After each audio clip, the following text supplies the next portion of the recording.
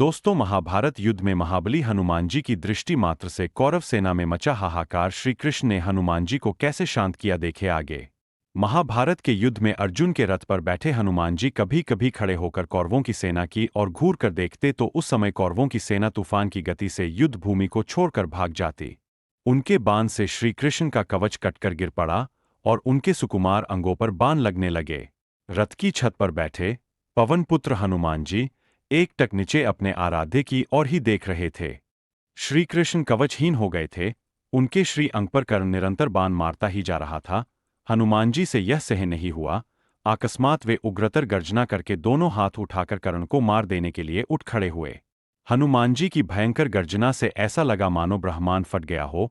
कौरव सेना तो पहले ही भाग चुकी थी, अब पांडव पक्ष की सेना भी उनकी गर्जना के भय से भागने लगी।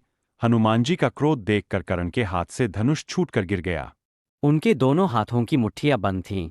वे दांत कटा रहे थे और आग्नेय नेत्रों से कर्ण को घूर रहे थे। हनुमान जी का क्रोध देखकर कर्ण और उनके सारथी कांपने लगे। हनुमान जी का क्रोध शांत न होते देखकर श्री कृष्ण ने कड़े स्वर में कहा, हनुमान, मेरी ओर देखो। अगर तुम इस प्रकार कर्ण की ओर कुछ क्षण और देखोगे तो कर्ण तुम्हारी दृष्टि से ही मर जाएगा। यह त्रेतायुग नहीं है। तुम्हारे पराक्रम को तो दूर, तुम्हारे तेज को भी कोई यहां सह नहीं सकता।